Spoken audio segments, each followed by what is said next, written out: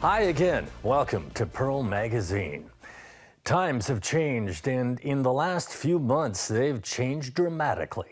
Our society has been responding to the coronavirus outbreak in a variety of ways with vigilance and determination.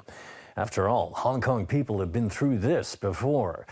Later in the show, we'll show you how businesses are responding, adapting, and refusing to give up amid a global pandemic that shows little sign of slowing. First up, like many other regions, it's now been months since Hong Kong first started battling the coronavirus. With social distancing, work-from-home arrangements, and classes canceled, Zella Chin reports on how the new normal has affected the mental well-being of Hong Kongers and gets advice from some experts on how to cope with the stress and anxiety. On a Saturday afternoon, this 58-year-old man is out for a stroll in the neighborhood. I'm Lee Chuan Wei. I came to Hong Kong more than 10 years ago. I've lived in Causeway Bay for more than 10 years. I am suffering from glaucoma. Since the emergence of the novel coronavirus in mid-January, like many Hong Kongers, Lee's had to go to the pharmacy often to buy face masks and cleaning supplies. Because of the coronavirus, everybody needs bleach, disinfectant, alcohol, face masks. Antibacterial wipes are very expensive.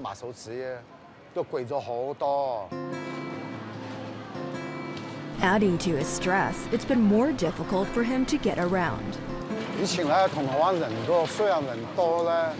Before in Causeway Bay, even though there were lots of people were very good. Some gentlemen, ladies would help.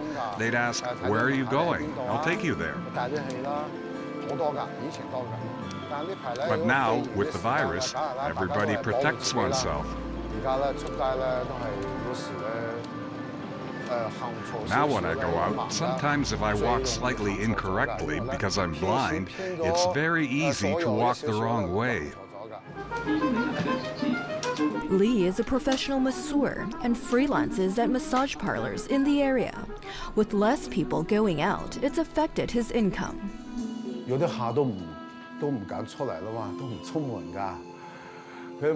Customers are afraid of coming out.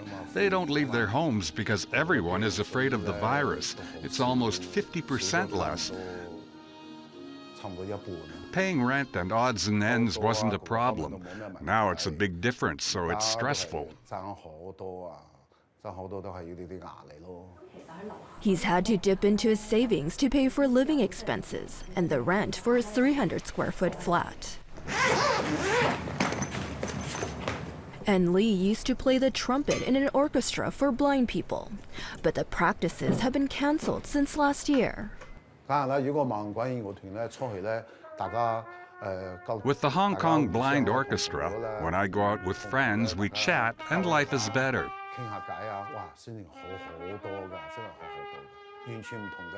It's completely different. For a blind person, if we don't go out, it's like sitting in a prison. Every day, it's only a few square meters.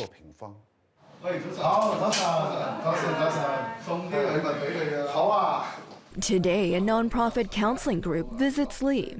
They brought a care package of difficult-to-find, expensive products like bleach and face masks. I'm very happy. There's some noise here. And I'm much more relaxed. Founded in 2008, the Hong Kong-based Post-Crisis Counseling Network specializes in providing psychological counseling services in disaster zones in Asia. It's been devoting its resources in the city during the coronavirus. If anyone who is denied access to basic needs and security, it's actually a humanitarian issue, so which triggered PCCN to do something about it. Basic needs mean sufficient masks, toiletries, food. On this Tuesday afternoon, the group of counselors and volunteers hand out care packages to blind elderly living in a public housing estate in Sao Mau Ping. Once their basic needs are met, then the group would provide psychological counseling if needed. 我咧就係多數去中心嘅啫，而家冇得去嘛。係啊，係啊。成日喺屋企咯，喺屋企韞住喺屋企。 We can sense quite a high arousal of fear, anxiety, and panic in their lives. We are really worried that these symptoms might escalate, to become psychological issues like depressive symptoms. Because the worst case scenario for depressive symptoms would be taking away of their lives. Before the coronavirus outbreak was months of social unrest. A Hong Kong youth study found that a third of Hong Kong adults had symptoms of post-traumatic stress disorder last year. And now, with COVID-19, Hong Kongers are experiencing unprecedented levels of mental health issues. Okay, boys, let's watch the videos first and then we do some homework. Okay? Over in Tak Khaw Choi, Kylie Lee is struggling with the new normal. She is a partner at a law firm. Classes for her 3-year-old twin boys have been suspended since January, and now she manages their studies. Because I'm a working mom, every day after I come home, after dinner, I would have to play many videos, the e-learning materials that were prepared by the teachers to them. And afterwards, we have some worksheets for them to do. And this somehow increased my burden. Her kids used to go to school in the mornings and play in the park in the afternoons. Now they only go out once a week. It's quite stressful. At first, when they cannot use up their energy, they behave very in a hyperactive way. They're running around the home all the time and then climbing up and down the sofa or even chairs, tables. Kylie is also responsible for buying household items for her family. She did some shopping early Saturday morning. So why do you buy so much? I mean, 4 packages is quite a lot for toilet paper. Yeah, but use it for a long time. Not really. In my family, there are 6. The 2 helpers, my 2 kids, and my husband and I. But my parents live nearby, so I usually buy for them as well. And like many Hong Kongers, Kylie had trouble buying toilet paper in late February. She went to the supermarket 4 days straight, but couldn't find any.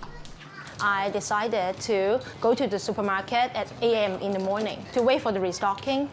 And finally, my husband and I succeeded in getting 4 packets of toilet paper. But on our way back home, some passers-by just laughed at us.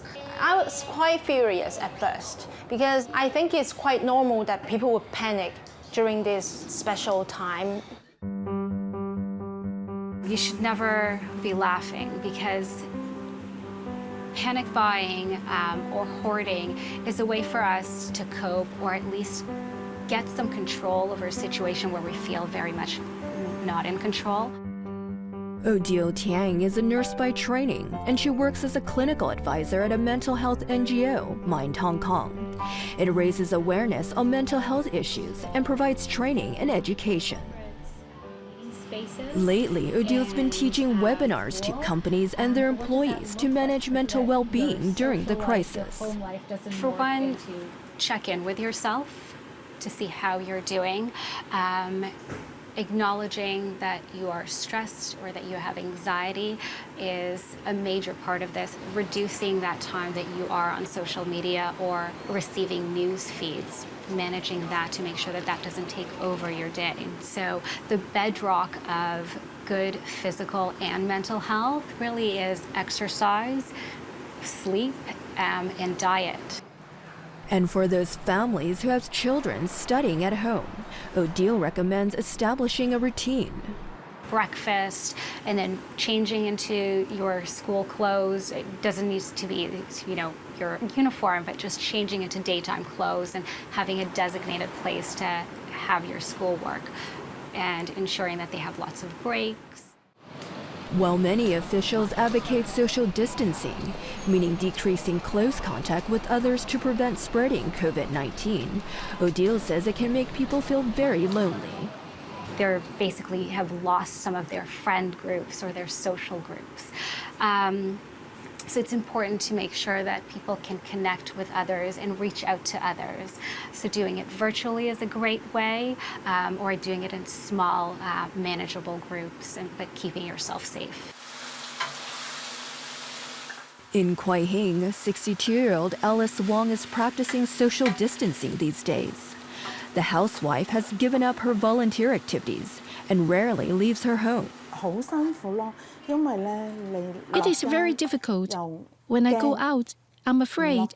When I stay at home, I don't know what I should do. It is very boring, and my heart is very scared. And you worry, any problems outside? When you turn on the TV and so many more people have died, how could this happen? Alice was diagnosed with anxiety almost 10 years ago, and she finds life very difficult since the coronavirus outbreak.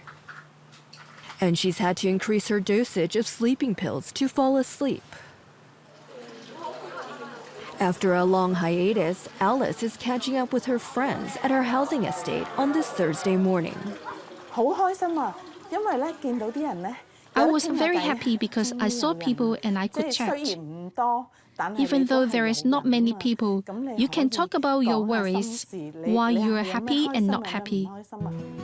The gathering is organized by Stephen Wong, a social worker. He runs the Integrated Community Center for Mental Wellness for the Chunwan district. The team of clinical psychologists and social workers offer therapeutic group work, psychotherapy, and outreach.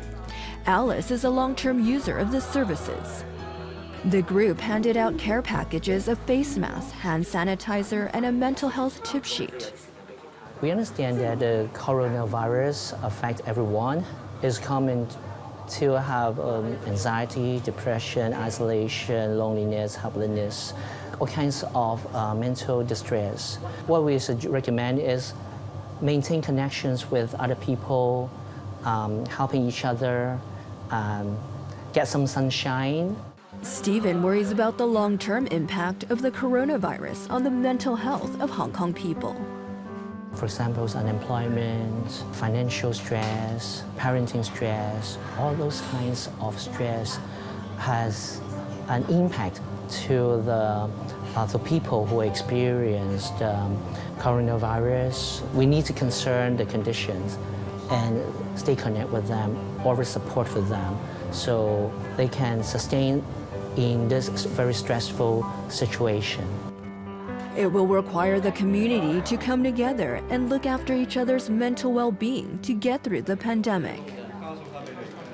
After the break, staying open for business as a crisis closes in. Stay with us.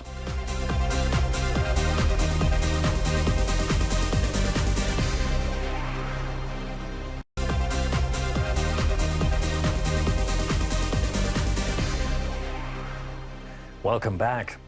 Hong Kong people have been resourceful and vigilant as they adapt to the constant and evolving threats of the coronavirus pandemic. As we deploy various tactics to combat the outbreak, some businesses are taking a can-do approach to the crisis. And some innovative caterers have introduced new procedures to put customers at ease about dining out, even after the government ordered bars and restaurants to stop serving alcohol. Douglas George shows us some of the local businesses that refused to back down from the viral menace. It's a Tuesday lunchtime crowd here in Tsim Sha Tsui. The company that runs this restaurant has managed to keep this outlet running because of a few added procedures to let its customers know that safety during the pandemic is paramount. So the reception girl will check our temperature and make sure we are okay. Then she will invite us to sanitize our hands. Oh, right here? Yeah. Okay. Is that automatic, one of these auto ones? Oh, the infra? Oh, okay. Yeah. Yeah. And then the manager or the staff will give us the envelope for us to place our face masks. Oh. Because a lot of the time people they don't know where to place their used face mask. And to keep it clean. I put mine in my pockets, probably not the best place. Probably not the best place. You will realize how hard to get the face mask nowadays. Yeah. So we try to make sure it's clean and safe. Normally, they wouldn't serve the meals undercover, but the virus alert has forced them to adopt this practice, again, to make the customers at ease about eating out. In all, Frankie Lam says they invested $120 per staff member on these extra measures to ensure the necessary hygiene. Frankie says after a deep drop in February of between 60 to 90% across his restaurant group, he says the investment in their hygiene measures has brought people back. Some of the group's mainland outlets have had to close by order of the government. So far, he says he's avoided the worst-case scenario in his Hong Kong establishments. I can see some of them are actually have hesitation to keep the business going, rather than be positive and to take a step further. Yes. Yes. For our group, you know, we understand that all our staff, we have over 300 staffs, and many of them are also the pillar of their family. And they need the job, they need the income. That's why we are hoping to do our very best to maintain, to keep them all during this difficult time. In fact, Frankie says they're hiring. The investment in housekeeping staff, whose sole purpose is to kill germs, is designed to keep everyone safe, staff and customer alike. He's also managed to cut unnecessary expenses and thanks his landlords and suppliers for being more flexible about payments and rents.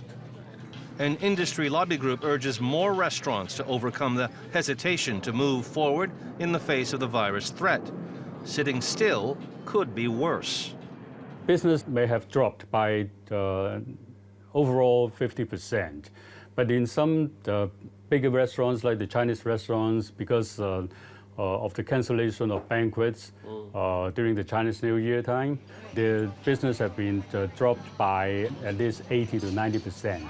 So at this time of the year, we see that a lot of Chinese restaurants would temporarily cease their business, although not closing down their business, but cease operation. So you see that it's going to affect a lot of employment. Wong says he worries as we go through March and April, more outlets will not be able to fight through the virus crisis, and unemployment in the industry could reach as high as 7%. Wong and Frankie of the 1957 group say they understand why restaurants may feel the effort is too much. Threats lie in every microbe. An infected restaurant would be stigmatized and would have to close anyway. There's also the risk of alienating the customer base. Frankie says the new alcohol ban won't impact his business too much as the ratio of alcohol to food served is low. These measures are quite brave because it puts you in a position to possibly say, no, you can't come into our business. How have you met that challenge? Well, we do have this kind of a situation before. If we have a guest come in with a high body temperature, we will encourage them to take away instead, and they can enjoy, you know, freely at home. And also, we will encourage them to go to a body checkup with their doctor. The takeaway part of the business has expanded and has also helped to keep most of the group alive. The pandemic and measures designed to contain it have hit many eateries across a vast spectrum of food tastes and styles. Food delivery apps have seen a huge change in the habits of Hong Kong people, who in normal times would eat away from home up to 8 times a week by some estimates. Such a habit is hard to kick, but many are now changing their eat-out culture to eating in, out of an abundance of caution.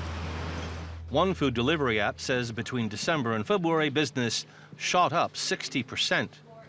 We're not celebrating the fact that I think our business is receiving a boost from this virus. I think there is a heightened awareness of food safety. I think there is a heightened demand for convenience that would allow people to reduce their contact with, I guess, external environments because of the health crisis. They monitor their riders' temperatures to ensure their health and the health of customers. Brian says even though takeaway could be seen as a lifeline for the food and beverage industry, the hard fact is many catering companies will not survive the pandemic. He says an average 1.5% of restaurants would close per month in normal times. He says that has jumped to 5%, meaning 1,000 eateries a month may end up closing before the end of the virus crisis. Which is why the government assistance measures, including a $2 million loan guarantee, could mean the difference between being in business or bankruptcy. For many smaller firms, the funding could provide a 6-month lifeline.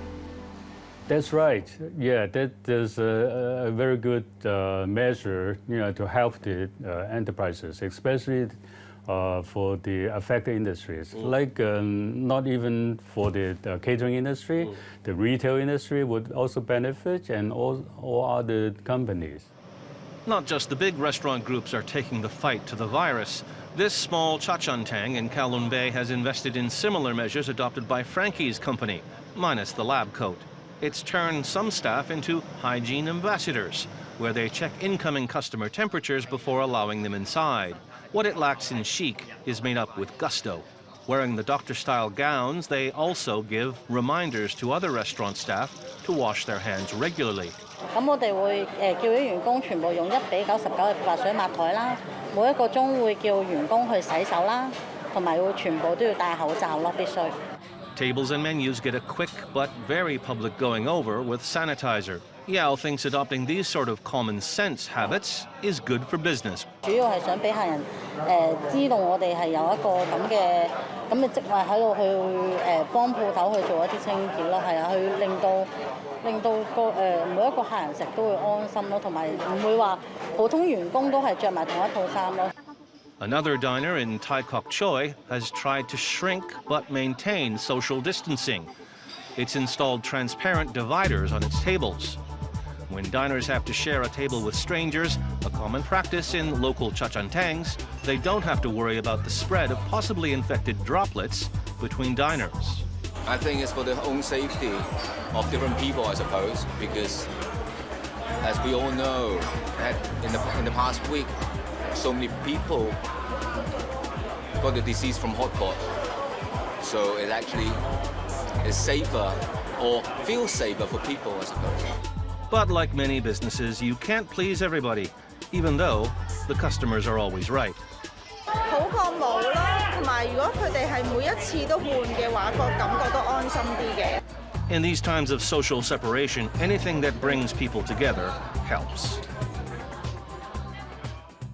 That's Pearl Magazine for this week. Next time, after years of struggle, Brexit is officially underway. But as the legal wrangling continues to extract the UK from the European Union, what kinds of political divisions remain inside Britain?